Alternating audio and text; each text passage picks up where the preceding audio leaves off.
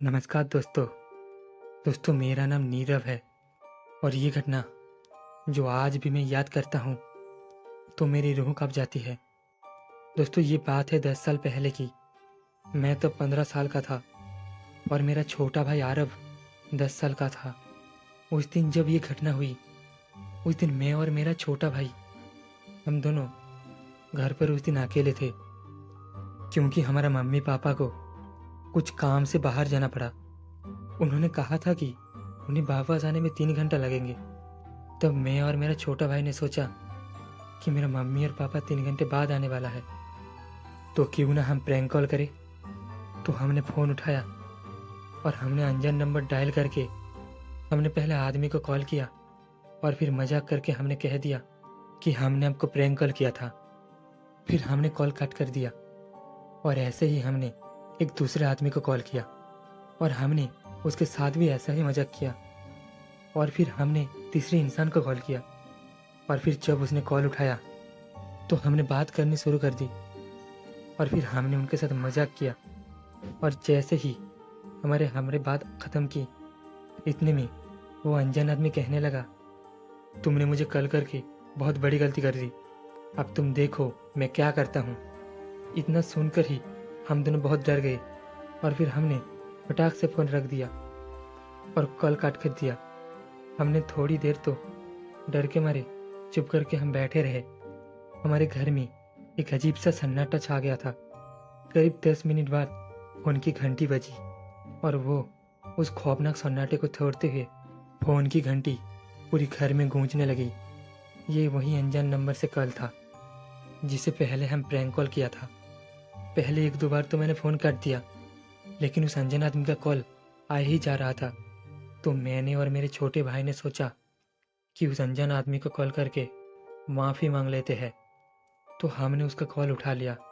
तो जैसे ही हमने कॉल उठाया तो कॉल के सामने वाली तरफ से कोई फ़ोन में से ज़ोर ज़ोर से सांसें ले रहा था और फिर कोई ज़ोर से चिल्लाया और फिर वो अनजान आदमी बोलने लगा कि अब देखो तुम मैं क्या करता हूँ, तुम नहीं बच पाओगे। अब आधा घंटा है तुम्हारे पास, जो करना है कर लो, आधे घंटे ही आ रहा हूँ मैं, नहीं बच पाओगे तुम। ये सुनकर मैं बहुत ही डर गया। मैंने तुरंत ही फ़ोन रख दिया। थोड़ी देर के लिए तो मेरा दिमाग काम करना ही बंद कर दिया, लेकिन मैंने फिर पुलिस को कॉल करने की सोची। फिर मैंने सोचा कि मम्मी पापा को कॉल करूँगा तो हमें डांट पड़ेगी और उन्हें वापस आने में भी देर लगेंगे। तो आखिर मैंने पुलिस को कॉल कर दिया और उन्हें सारी घटनाएं बताई और हमारा एड्रेस दिया और उन्हें जल्दी से जल्दी आने के लिए कहा। करीब 15 मिनट के बाद पुलिस आ गई। पुलिस के आने के बाद मेरी जान में जान आई। उन्होंने उनसे पूछताछ की और पूरी घटना का इंटरोगेशन किया और फिर उन्होंने 4 ऑफिसर को हमारे घर के बाहर और 4 ऑफिसर को घर के अंदर सुरक्षा के लिए लगा दिया।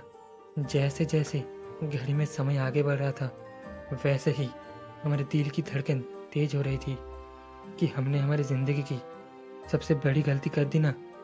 क्या वो मुझे और मेरे भाई को भारी पड़ेगी। घड़ी में आधा घंटा पूरा हो गया था और आधे घंटे के ऊपर 2 मिनट हो गए थे। पूरे घर में घड़ी के टिक टिक के अलावा कुछ भी नहीं सुनाई दे रहा था। इतने में मैं सन्नाटा टूटा और किचन की खिड़की का कांच टूटने का आवाज़ आया। तो 2 पुलिस ऑफिसर ने वहाँ पर जाकर देखा तो वहाँ क्या देखते हैं, वहाँ पे चाकू पड़ा हुआ था जो किसी ने किचन की खिड़की से फेंका था। इतने इतने में ऊपर बालकनी का दरवाज़ा खोलने का आवाज़ आई और ऐसा लग रहा था कि कोई सीढ़ियाँ उतर रहा है। ऐसा लग रहा था कि कोई सीढ़ियाँ से उतर रहा है। तो हम दोनों यानी मैं और मेरा भाई और दोनों पुलिस ऑफिसर सतर्क हो गए। 5 मिनट बाद कदमों की आहट आना रुक गई। तो एक पुलिस ऑफिसर ने वहाँ देखने के लिए गए कि वहाँ कोई था या नहीं। तो जैसे ही वो वहाँ देखने के लिए गए तो 1-2 मिनट के लिए तो कोई आवाज़ ही नहीं आई, लेकिन फिर किसी के ज़ोर से चिल्लाने की आवाज़ आई। तो हम 5 यानी मैं, मेरा भाई और 3 पुलिस ऑफिसर हम वहाँ पर भाग कर देखने के लिए गए और हमने देखा कि कोई काले रंग का टी शर्ट पहना हुआ एक अनजान इंसान था। उसके हाथ में एक लंबा धारदार चाकू था। उसने उस ऑफिसर को कंधे से दबोच कर पकड़ा हुआ था और उसने उस पुलिस ऑफिसर के गले पर चाकू तका हुआ था। उस अनजान इंसान के चेहरे पर बहुत सारे खरोच के निशान थे और उसके बाएं गल और थोड़ा आंखों के पास 3 टाँकों के निशान थे। और वह सब निशान साधारण नहीं बल्कि कोई हाथापाई या लड़ाई में हुई निशान लग रहे थे। उन 3 ऑफिसरों ने बाहर से बाकी 4 ऑफिसरों को मदद के लिए बुला लिया। अब वहाँ कुल 12 लोग थे, मैं और मेरा भाई, वो अनजान आदमी और उसके पकड़ में वो पुलिस ऑफिसर और बाकी के 7 पुलिस ऑफिसर। वो अनजान आदमी चिल्ला रहा था कि कोई आगे नहीं आएगा, कोई आगे नहीं बढ़ेगा। अगर कोई आगे आया तो इस पुलिस ऑफिसर का सर धड़ से अलग कर दूंगा। वो एक था और सारे पुलिस ऑफिसर कुल मिलाकर 7 थे। तो उसे जैसे तैसे करके पकड़े और फिर उसके हाथ बांध कर उसको पुलिस की जीप में बिठा दिया। और फिर पुलिस इंस्पेक्टर ने हमारे मम्मी पापा को कॉल किया और सारी घटना बता दी। और फिर वो उसको लेकर चले गए। और 2 घंटे बाद मम्मी और पापा घर आ गए और हमें उस दिन खूब डांट पड़ी।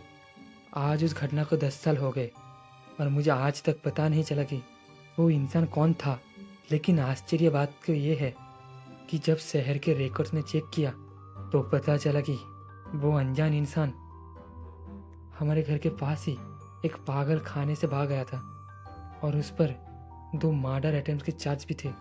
ये मुद्दा आज तक रहस्य ही है कि उस आदमी को हमारे घर का एड्रेस कैसे मिला और वो बाहर और अंदर पुलिस होने के बावजूद भी वो इतने चालाकी से कैसे अंदर पहुंच गया।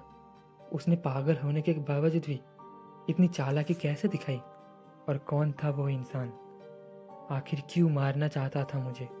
आखिर कैसा पहुंचा वो मेरे घर तक? तो दोस्तों, कैसी लगी आज की कहानी कमेंट में बताना।